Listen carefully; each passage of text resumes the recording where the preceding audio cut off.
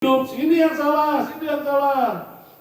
Ini sih, itu sih, gitu kan? Macam-macam. Siapa yang salah? Tapi kalau saya boleh nyebut satu nama yang paling salah, yang semua orang salah, nama itu adalah Adam. Adam. Dan kesalahan Adam adalah dia mati. Oke. Itu pengantar kita baca dari Roma, kitab surat Roma pasal yang kelima ayat 12 sampai 21. Ya, Roma 5 ayat 12 sampai 21. Mari saya bacakan. Sebab itu, sama seperti dosa telah masuk ke dalam dunia oleh satu orang, dan oleh dosa itu juga maut, demikianlah maut itu telah menjalar kepada semua orang, karena semua orang telah berbuat dosa. Sebab sebelum hukum Taurat ada, telah ada dosa di dunia. Tetapi dosa itu tidak diperhitungkan kalau tidak ada hukum Taurat. Sungguh demikian, maut telah berkuasa dari zaman Adam sampai kepada zaman Musa juga atas mereka yang tidak berbuat dosa dengan cara yang sama seperti yang telah dibuat oleh Adam, yang adalah gambaran Dia yang akan datang. Tetapi karunia Allah tidaklah sama dengan pelanggaran Adam, sebab jika karena pelanggaran satu orang, semua orang telah jatuh di dalam kuasa maut, jauh lebih besar lagi kasih karunia Allah dan karunia-Nya yang dilimpahkannya atas semua orang karena satu orang, yaitu Yesus Kristus. Dan kasih karunia tidak berimbangan dengan dosa satu orang, sebab penghakiman atas satu pelanggaran itu telah mengakibatkan penghukuman, tetapi penganugerahan karunia atas banyak pelanggaran itu mengakibatkan pembenaran. Sebab jika oleh dosa satu orang maut telah berkuasa oleh satu orang itu, Adam, maka lebih benar lagi mereka yang telah menerima kelimpahan kasih karunia dan anugerah kebenaran akan hidup dan berkuasa oleh karena satu orang itu, yaitu Yesus Kristus. Sebab itu, sama seperti oleh satu pelanggaran semua orang beroleh penghukuman, demikian pula oleh satu perbuatan kebenaran semua orang beroleh pembenaran untuk hidup. Jadi sama seperti oleh ketidaktaatan satu orang, semua orang telah menjadi orang berdosa, demikian pula oleh ketaatan satu orang, semua orang menjadi orang benar. Tetapi hukum Taurat ditambahkan supaya pelanggaran menjadi semakin banyak, dan di mana dosa bertambah banyak, di sana kasih karunia menjadi berlimpah-limpah, supaya sama seperti dosa berkuasa dalam alam maut, demikian kasih karunia akan berkuasa oleh kebenaran untuk hidup yang kekal oleh Yesus Kristus Tuhan kita. Yang berbahagia adalah yang mendengarkan firman Tuhan, merenungkannya dan melakukannya dalam kehidupannya. Haleluya, puji Tuhan. Jadi sekali lagi, Adam adalah gambaran Dia yang akan datang. Siapa dia? Tuhan Yesus. Adam adalah gambaran Dia yang akan datang. Tapi kemudian Adam mati karena memakan buah pohon pengetahuan baik dan jahat. Ini ceritanya betulan apa legenda? Ada yang bilang ini legenda. Itu kan dongeng, Pak. Zaman dulu itu. Sebetulnya kan lagi tuh. Kan kita ada fosil gitu ya. Terus evolusi. Manusia dibuat dari apa? Manusia berasal dari apa gitu ya? Manusia berasal dari. Tapi tidak, firman Tuhan nggak bilang begitu. Firman Tuhan bilang manusia diciptakan di hari yang ke-6 oleh Tuhan. Tapi kemudian Tuhan menaruh pohon pengetahuan baik dan jahat di tengah-tengah Taman Eden. Dan Tuhan bilang, jangan makan. Karena pada hari engkau makan buah itu, engkau akan mati. Itu sama kayak begini. Nah, jangan makan ini ya. Ini racun tikus. Pada hari kamu makan ini, kamu akan mati. Masalahnya racun tikusnya wangi banget, wangi banget ini, wangi kue, wangi keju. Bikin racun tikus kok wangi keju ya. Ada kejadian loh, ini beneran loh. Ada racun tikus dibikin kayak kue. Terus bapaknya pulang kantor, nggak tahu itu racun tikus, dia makan. Ada cerita begitu tapi kita nggak bahas. Itu yang terjadi. Tuhan itu bikin pohon pengetahuan baik dan jahat. Pada hari ada makan, ada mati. Kenyataannya ada mati nggak? Ada mati, saudara-saudara. Kita belajar dulu sedikit firman Tuhan. Apa artinya mati? Mati itu apa sih? Pak, mati kalau ditanya, mati itu kan nggak bernafas ya? Salah. Itu kan definisi modern. Mati artinya terputus dari yang hidup. Oh alah, apa? Mati ya memang nggak hidup, betul. Tapi Anda mesti ingat bahwa hidup itu karena nyambung dengan sumber. Contohnya itu ada apa? Ada ozon, apa itu buat kipas angin, anti ozon apa supaya jangan ada virus ya. Itu barang hidup nggak? Hidup Pak. Soalnya dia nyambung sama colokan di belakang itu nyambung sama listrik. Anda copotin listriknya, dia mati. Itu artinya mati, terputus dari yang hidup. Pada hari Adam makan, Adam terputus dari Tuhan yang hidup. Kenapa terputus? Karena pada hari Adam makan, dia punya pengetahuan baik dan jahat. Oh, ini baik. Oh, itu jahat. Telanjang itu baik apa jahat? Jahat Pak. Telanjang, ya ampun. Itu badan kelihatan dari ujung kepala ujung kaki Pak. Malu Pak. Malu. Zaman sekarang jangan coba-coba ya. Kamu telanjang, nggak telanjang sih, masih pakai apa? Daleman. Kan ada tuh namanya artis tuh pinggir jalan. Apa polisi ya? Nggak boleh telanjang pinggir jalan. Jelek. Tapi Tuhan bikin manusia pakai baju nggak? Enggak. Jadi baik dan jahat menurut siapa ini?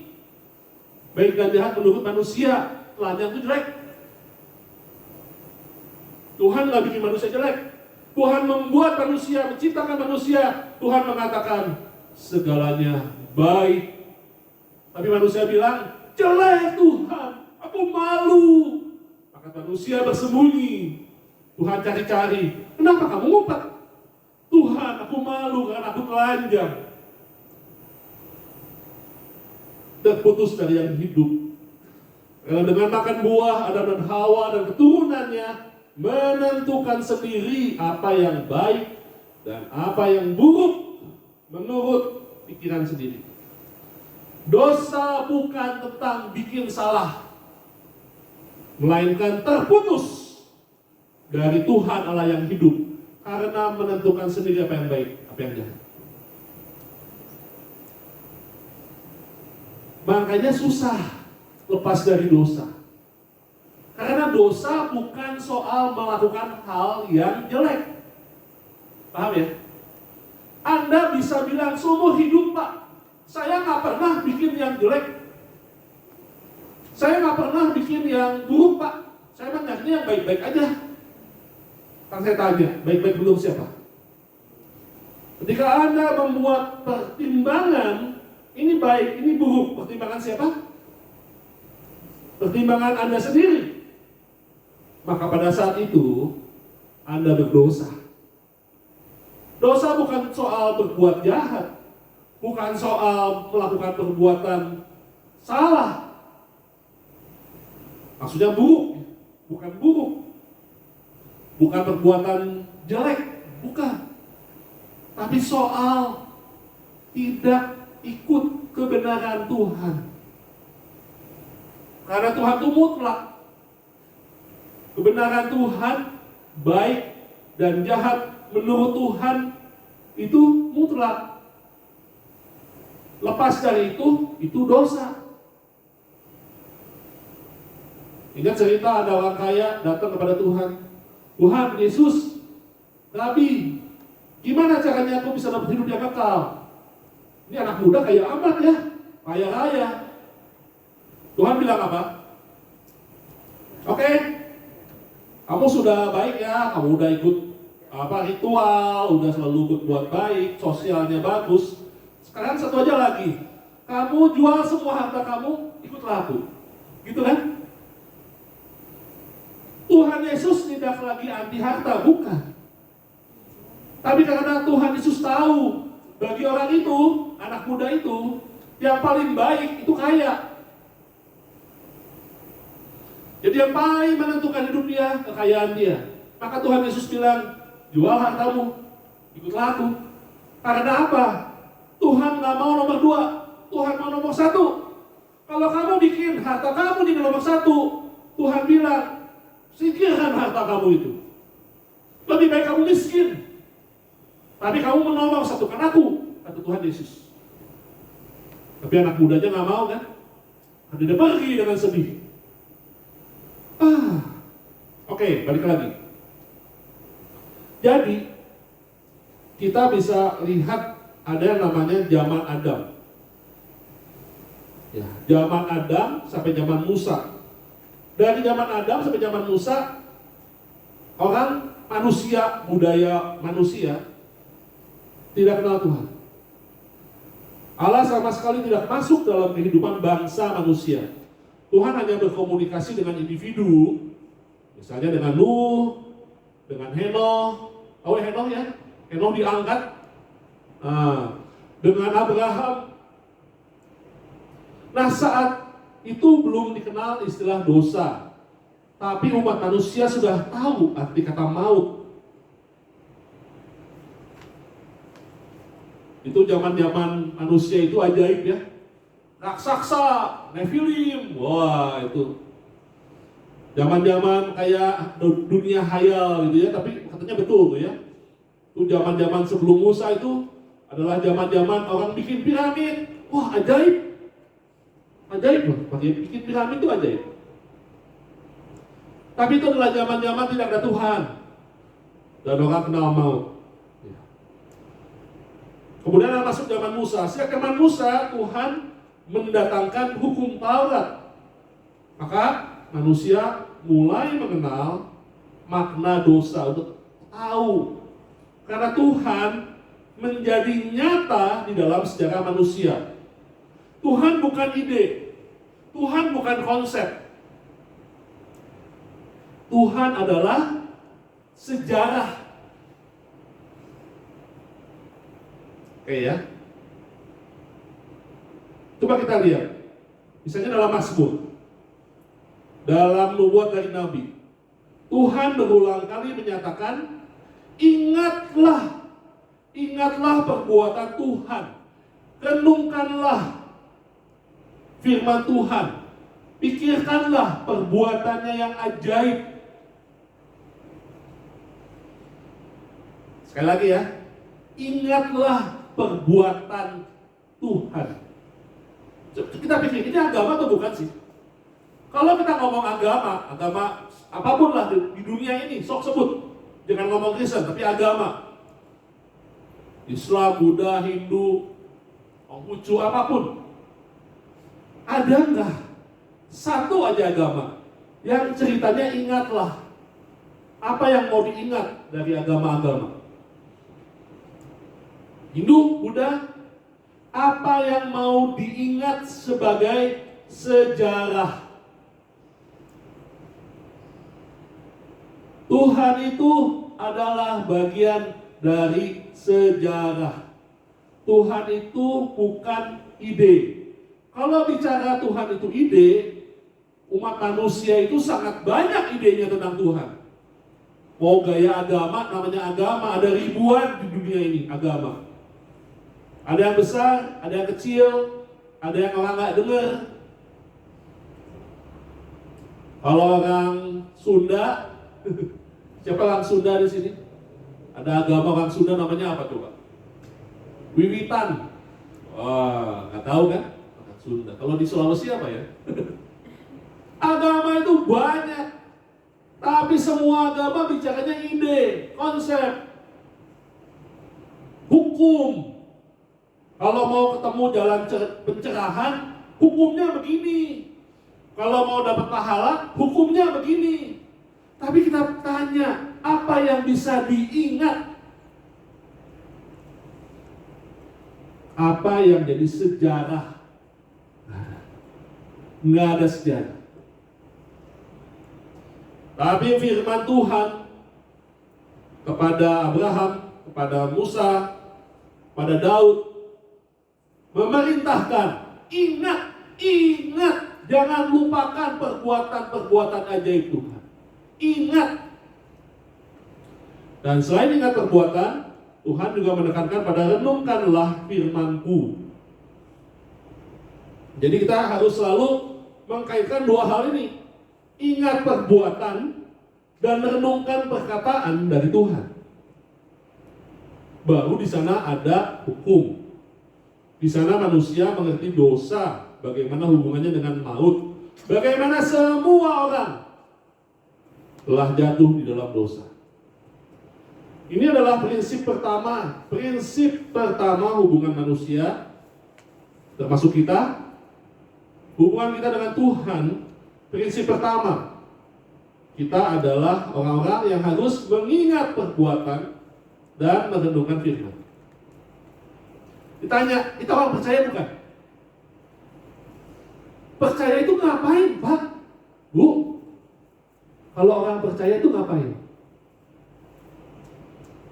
Apakah cuma bilang, ya saya percaya ada Tuhan?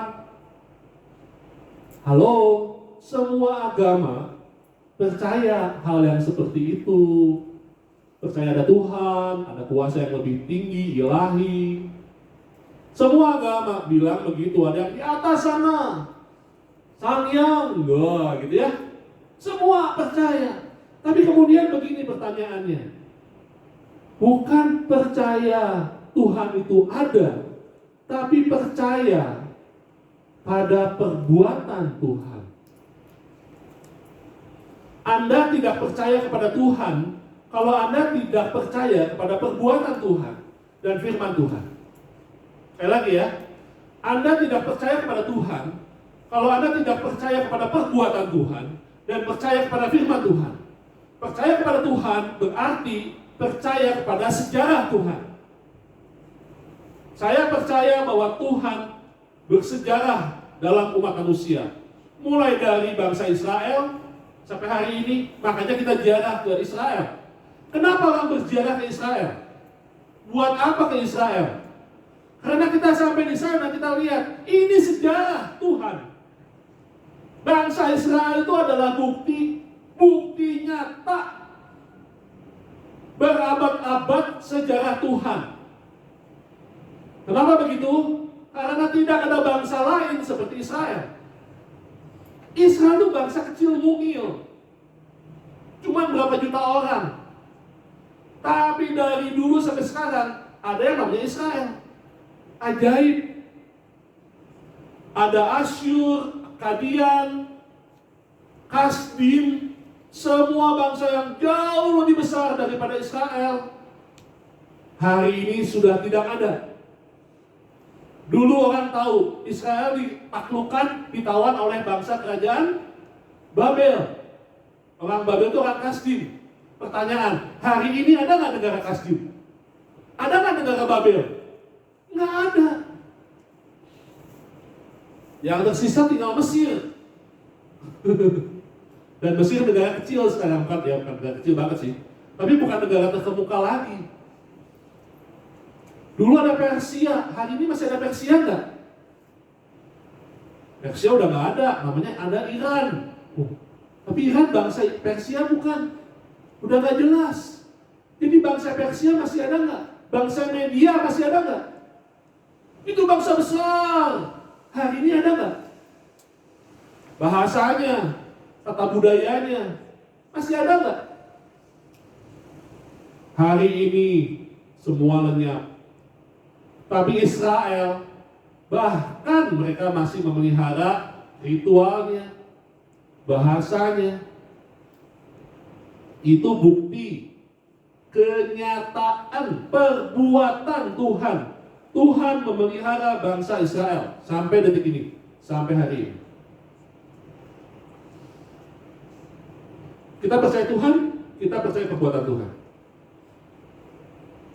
Kita merenungkan firman Tuhan. Nah, kita ngerti dari sana, belajar firman Tuhan yang paling penting apa? Kita ngerti dosa. Kita kalau belajar firman Tuhan, tapi kemudian kita masih ngomong dosa kayak orang lain, kita belum ngerti, Pak. Kalau kita masih mikir, oh dosa itu artinya bikin salah, berzina, membunuh, mencuri. Pak, Bu, semua agama sama. Anda nggak butuh agama Kristen, mau agama apapun, membunuh, mencuri, berzina, apalagi semuanya dosa kata orang dunia. Tetapi ketika kita belajar hukum Taurat, kita tahu yang pertama adalah Tuhan berbuat, yang kedua adalah bahwa dosa itu tentang kita tidak lagi sejalan dengan Tuhan. Kita tidak lagi baik, tidak bisa baik, tidak ada yang baik di mata Tuhan.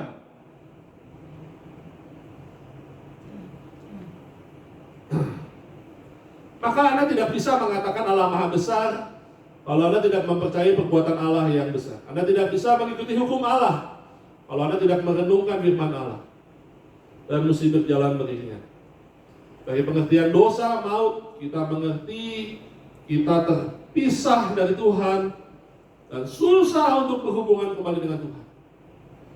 Kita tahu kenapa ada serius sekali untuk buat pengorbanan. Orang Israel sangat serius, sangat rumit. Kalau mau ada pengorbanan, mereka harus menyucikan diri, mereka harus melakukan persiapan hewan korbannya. Nggak bisa kayak kemarin hewan korban asal beli, tapi mereka harus beli hewan korban yang spesial. Bukan beli ya, memelihara hewan korban yang spesial yang betul-betul tidak bercacat untuk menjadi korban penebus salah. Sangat serius. Dan ada risikonya, yaitu mati. Imam besar masuk ke bait Allah. Imam besar itu kakinya diikat. Bukan kaki, pinggung. Pinggangnya. Pinggangnya diikat. Kenapa diikat? Jadi mereka itu diikat pinggangnya, kakinya pakai bel. Kalau dia jalan bunyi leneng, leneng, leneng. Kenapa begitu? Karena imam masuk bait Allah, kalau dia bikin salah, imam itu mati. Waktu imam itu mati, nggak keleneng-keleneng lagi. Maka yang di luar tahu, waduh, mati. Jenazahnya ditarik, orang nggak boleh masuk ke dalam. Jenazahnya ditarik. Segitu seriusnya. Dosa itu bukan urusan gampang. Dosa itu bukan urusan, mari kita berdoa pengampunan dosa. It's not so easy, man. Nggak gampang. Panjang, lebar, rumit untuk pengorbanan penebusan dosa.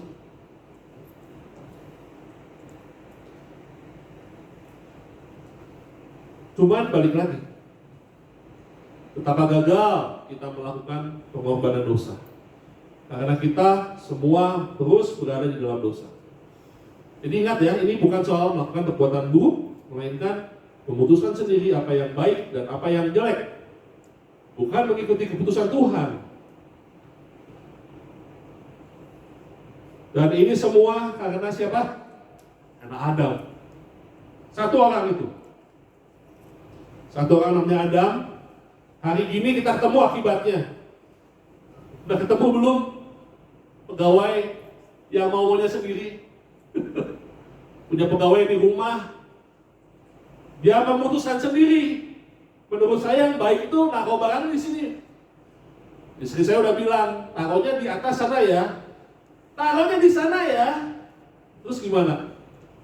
Akhirnya tetap aja mau-maunya dia gitu. Yang ketawa ngalamin ibu-ibu ya, temu yang bantu di rumah itu nggak ngebantu. Kenapa nggak ngebantu? Karena mau-maunya sendiri. Kita yang punya rumah, kita yang ngatur. Tapi orang itu datang kerja dan dia mau-maunya sendiri. That's his dosa. Bu, ini kan bagus kalau taruhnya di sini. Lah, itu kan maunya kamu, maunya saya nggak gitu, kata istri saya. Istri tadi dikasih kesaksian ya. Kesaksian betapa menyebalkan dia orang. Itu adalah dosa.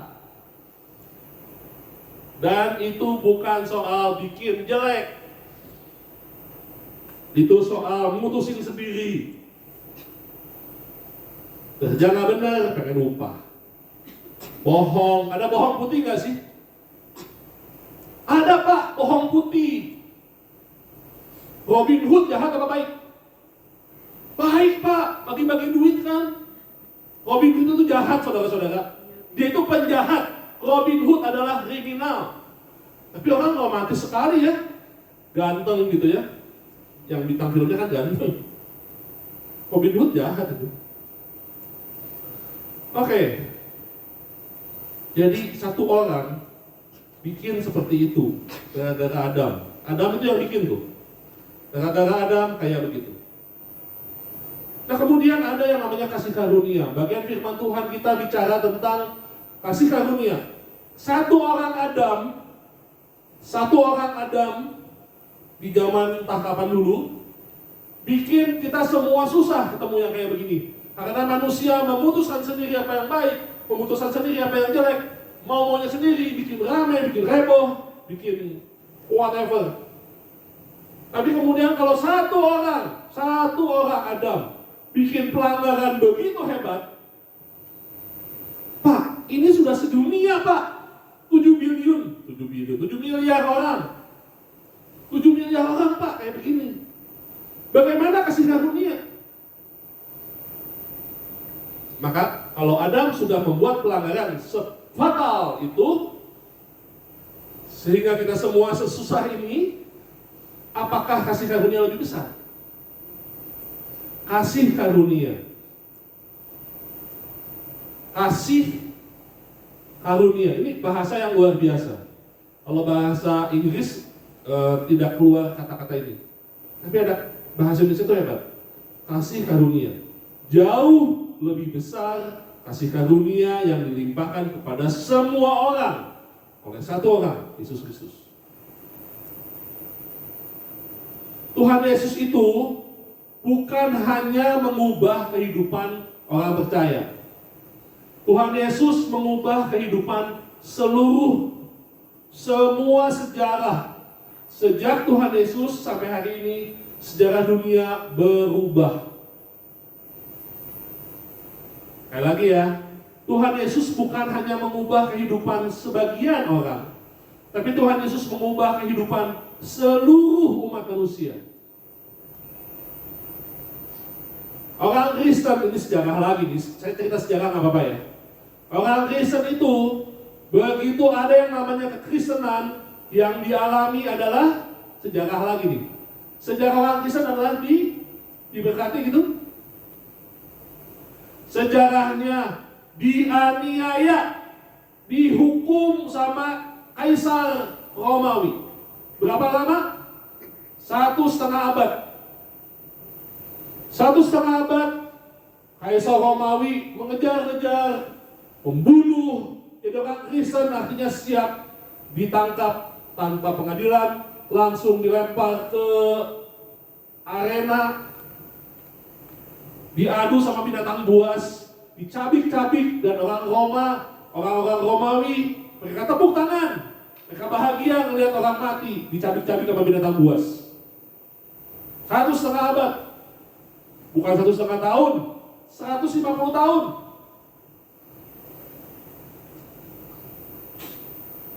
Kemudian 2 abad berikutnya, orang Kristen tidak dianiaya, tapi juga mulai diterima. 365 baru kekristenan jadi diterima sama kekaisaran Romawi oleh Konstantin Agung. Di sejarahnya begitu. 1,5 abad dianiaya, 2 abad berkembang, tahun 365 kalau saya nggak salah itu mulai resmi jadi agama negara, diterima oleh negara. Kalau ada yang bilang orang Kristen dulu itu ngarang-ngarang cerita, saya cuma ngomong begini, tahu nggak sejarahnya? Sejarah orang Kristen 1,5 abad, lama loh, 1,5 abad. Berapa generasi ya Bu? Lama. Tapi bagaimana 1,5 tahun disiksa, terutama oleh Nero. Tahu Nero? Nero itu kaisar gila, cinting, dia bakar kota Roma. Terus dia bilang, yang salah bakar, penjahatnya orang Kristen. Difitnah sama kaisar, tangkep-tangkepin, bunuh-bunuhin. Bagaimana orang bisa bertahan? Di sana ada karya Tuhan, ada banyak mujizat. Orang dalam Tuhan punya kuasa besar, ada yang menyembuhkan. Mereka tidak kelaparan, mereka hidup, bahkan mereka bisa mati sambil nyanyi. Jadi mereka mengalami bahwa lebih besar kasih karunia yang dilimpahkan kepada semua orang. Ini prinsip kedua hubungan kita dengan Tuhan yang kita dapat karena karya penebusan oleh Kristus.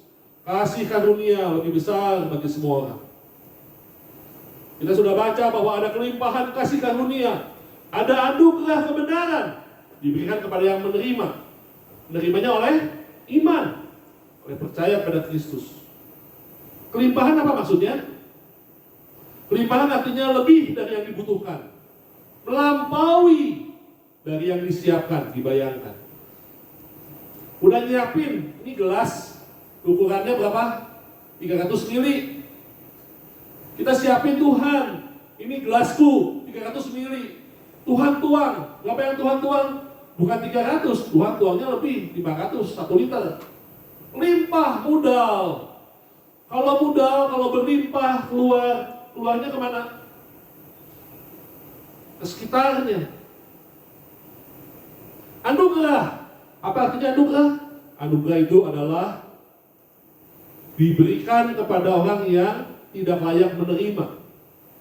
Kebenaran diberikan kepada orang bukan karena perbuatannya benar, bukan karena jasanya. Anugerah itu diberikan hanya atas kehendak yang memberi. Jadi kalau orang berlimpah kasih karunia, artinya dia harus menyampaikan kasih karunia itu kepada orang lain, kepada sesamanya manusia. Dia yang menerima berlebih dari Tuhan, maka dia harus meneruskannya pada orang yang lain juga, kasih karunia. Kemudian kalau orang dinyatakan memiliki kebenaran karena menerima anugerah kebenaran, maka tidak ada orang yang bisa disombongkan, nggak ada yang bisa nepuk dada, karena orang sudah merasa hebat itu nggak ada. Kita anak-anak Tuhan yang dibenarkan tinggal bersama-sama dengan semua agama lain di muka bumi. Kita ini orang-orang yang berstatus kebenaran. Mereka yang lain, agama-agama lain, mereka tidak berstatus kebenaran. Makanya kita lihat agama lain sibuk ya, masih sesajen, mesti ritual, masih kumpulin perbuatan, amal, pahala, harus berperilaku, mengasihi sama, Kenapa Pak? Supaya tidak kena karma katanya. Kenapa begitu? Ya Pak, kita tuh masih kotor. Agama-agama itu ngomong apa? Kita ini kotor Pak, kita hidup kumpulin supaya kita nanti benar. Kalau ditimbang, amalnya lebih berat Pak. Kita beda. Kita adalah orang yang menerima anugerah kebenaran firman Tuhan. Anda nggak ngusahain. Bukan apa yang kita buat, tapi itu Tuhan kasih karena kasih Tuhan. Anugerah kebenaran. Kenapa bisa terima? Karena saya percaya kepada Tuhan Yesus. Ini adalah kabar baik. Ini adalah suatu hal yang luar biasa. Orang setengah mati, orang begitu ribet sama yang namanya agama, sama namanya ritual. Kenapa ribet? Karena mereka mencari selamat dari karma, kumpul amal, mau dapat lebih besar pahalanya daripada dosanya, apalagi itu. Tapi kita adalah orang-orang, kita bisa ngomong sama siapapun, Pak, Bu, kita percaya saja kepada Tuhan Yesus. Sekali lagi ya, apa arti percaya? Bukan cuma percaya Tuhan. Saya percaya kepada perbuatan Tuhan Yesus. Saya percaya kepada perkataan Tuhan Yesus, gitu ya. Jadi jangan cuma bilang percaya Tuhan Yesus doang ya, nggak titik. Tapi percaya apa? Percaya perbuatan Tuhan Yesus. Percaya pada firman yang disampaikan Tuhan Yesus. Yang percaya kepada Tuhan Yesus. Tuhan Yesus adalah Tuhan, anak Allah yang turun ke bumi menjadi manusia. Dan kemudian sebagai manusia dia taat. Karena inilah rencana Tuhan. Dia taat, bahkan sampai taat di kayu salib. Mati di kayu salib. Untuk kemudian bangkit pada hari ketiga. Kemudian dia naik ke surga. Turun lagi, jadi kesaksian bagi banyak orang. Sampai akhirnya kemudian dia betul-betul bertahta di surga. Itu adalah kepercayaan. Dan kalau orang percaya itu, siapapun mempercayai hal itu, dia menerima anugerah. Apalagi yang lebih hebat dari ini. Begitu hebatnya sampai orang gak percaya lagi. Kok gampang banget ya? Kamu selamat gampang banget. Ya, karena Tuhan Yesus kasih karunia Tuhan lebih besar daripada pelanggaran manusia. Firman Tuhan yang kita baca. Jadi bagaimana mungkin kita kemudian melanjutkan hidup yang gak benar? Kita gak bisa bicara soal baik buruk.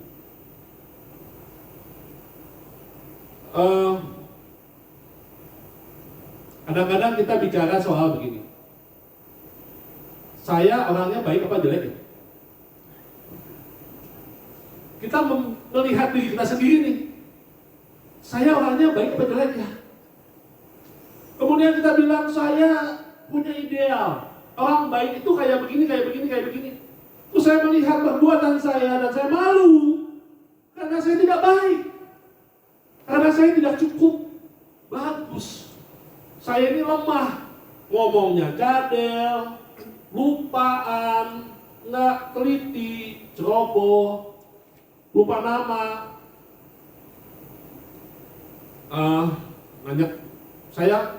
Banyaklah masalah. Dan kemudian saya merasa bahkan di hadapan Tuhan saya nggak layak.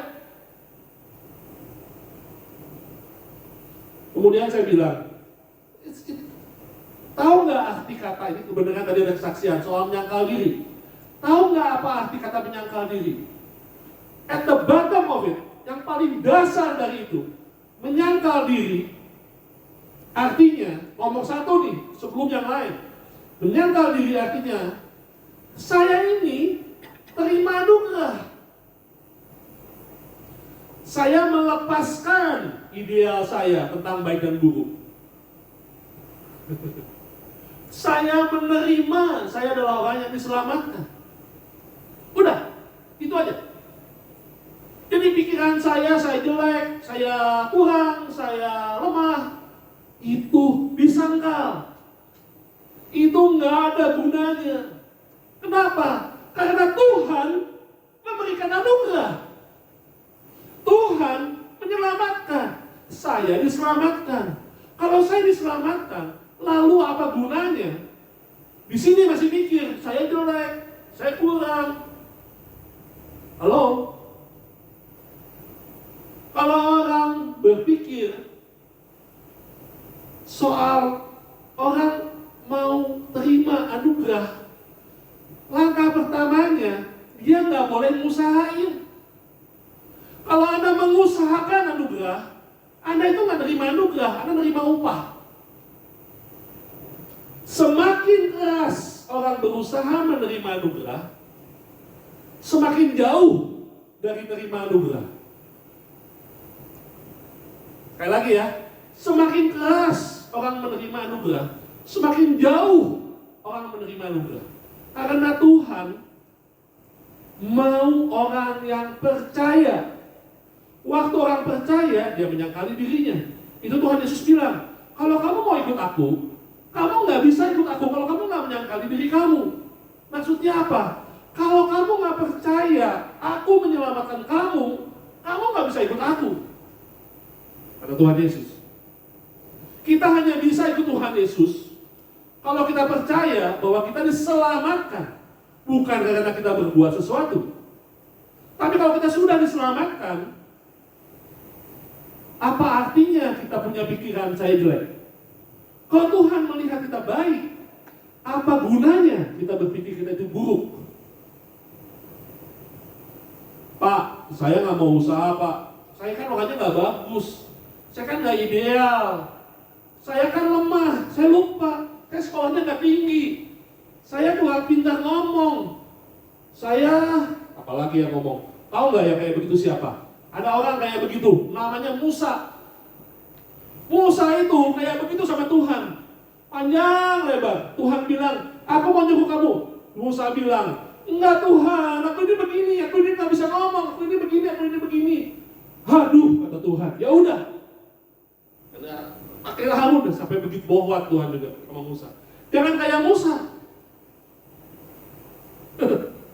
Anugerah itu pemberian bagi orang yang tidak layak untuk menerima. Anugerah itu hanya bisa diterima. Kalau Tuhan kasih anugerah, ya terima. Kalau sudah terima, jangan usahain lagi. Tapi kalau sudah terima, jangan bilang nggak bisa lagi. Kenapa banyak orang Kristen tergeletak? Karena tidak bisa memandang dan menghargai anugerah dan kasih karunia. Bayangin ya, Tuhan Yesus itu kasih karunia-Nya lebih besar, kasih anugerah kebenaran lebih besar. Tapi kita kemudian, Tuhan saya nggak bisa. Kemudian kita berusaha pakai cara lain, nggak mengandalkan Tuhan, kita mengandalkan manusia. Kita bilang kita kan sama-sama orang Kristen ya, jadi boleh dong Pak, tolongin dong, Pak boleh dong, minta dong. Bagaimana orang Kristen bertumbuh kalau tidak mengandalkan Tuhan? Kalau mengandalkan Tuhan, kita bilang Tuhan, saya percaya Tuhan memberi saya kekuatan. Yang harus saya lakukan adalah apa yang saya bisa layani, apa yang saya bisa lakukan. Kemudian mencari jalan, bagaimana caranya saya bisa mengerjakan yang paling baik. Karena apa? Karena saya sudah punya apa? Saya sudah punya Tuhan. Kalau saya sudah punya Tuhan, maka apapun masalahnya, Tuhan akan sanggupkan saya untuk lewati. Karena karya Allah adalah memampukan kita. Berkat artinya bukan pemberian harta, tapi pemberian aset. Sekali lagi ya, berkat itu bukan pemberian harta, bukan hasil ujungnya Tuhan kasih, tapi Tuhan kasih asetnya. Kemampuan berpikir, hikmat. Tuhan bilang siapa yang kurang hikmat, aku akan berikan dengan cuma-cuma, kata Tuhan.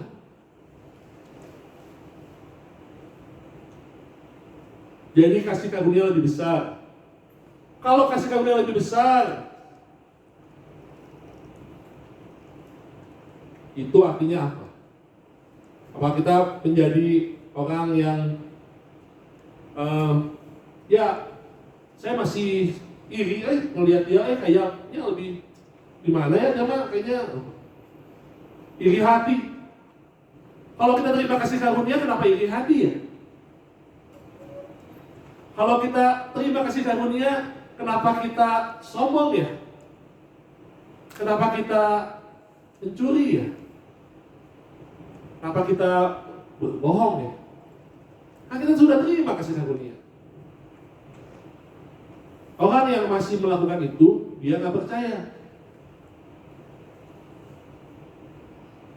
Jadi anugerah kebenaran, kita tidak benar, jangan benar, tapi kita menerima kasih karunia. Kasih karunia berkuasa oleh kebenaran untuk hidup yang kekal oleh Yesus Kristus. Saya baca sekali lagi ya firman tadi. Di bagian akhir dari firman yang diberikan, demikian kasih karunia akan berkuasa oleh kebenaran untuk hidup yang kekal. Anda sudah terima hidup yang kekal, bukan nanti. Sekarang kita sudah menerima kasih karunia. Jadi yang pertama, sekali lagi, prinsip pertama, ingat perbuatan Tuhan, renungkan firman Tuhan. Prinsip yang kedua, firman Tuhan dari Perjanjian Baru, kasih karunia lebih besar dan kebenaran yang dianugerahkan. Oleh kedua prinsip ini kita menjadi anak Tuhan, hidup di dalam kasih karunia. Kita nggak bisa mengusung salah satu, nggak bisa, saya mau prinsip yang satu aja, yang kedua nggak bisa, mesti dua-duanya. Jangan bersama-sama. Harus ingat perbuatan Tuhan, harus merenungkan firman, harus tinggal dalam firman dalam Tuhan Yesus. Kita bisa menerima kasih karunia, kita hidup bukan mengusahakan jadi benar, kita hanya belajar gitu, tapi kita berespon terhadap kebenaran yang sudah diterima. Jadi kita hidup dengan status kebenaran, kita menghidupi keselamatan yang sudah diberikan, dan kemudian kita bisa melakukan lebih baik, ya, bisa melakukan lebih besar. Ini adalah panggilan yang saya percaya firman Tuhan ini memanggil kita untuk kembali kepada Tuhan. Saya tidak tahu apa yang kita alami, saya tidak tahu apa yang akan terjadi nanti. Apakah ada resesi? Apakah nanti ada resesi di dunia? Ada huru-hara mungkin? Ya, kondisi politik yang semakin tidak menentu. Karena biasanya satu situasi seperti sekarang itu diikuti oleh satu kekacauan dunia yang besar. Tapi saya melihat bahwa di balik semua ini ada panggilan untuk kembali ingat Tuhan yang menentukan. Panggilan untuk ingat apa yang Tuhan lakukan, dan kemudian meletakkan semuanya dalam porsi yang benar. Tuhan yang di atas, Tuhan yang paling utama, Tuhan yang berbuat lebih besar, dan kasih karunia yang Tuhan berikan melampaui semuanya. Dan kita bisa bagikan firman ini kepada sekitar kita. Ketemu orang yang lemah hati, ketemu orang yang patah hati, patah semangat, tetangga yang patah semangat, tempat kerja, teman kerja yang patah semangat. Nggak peduli apa agamanya, nggak peduli apa kepercayaannya. Kita cuma bisa bilang, saya mau bagikan satu. Saya ceritakan, ini perbuatan Tuhan.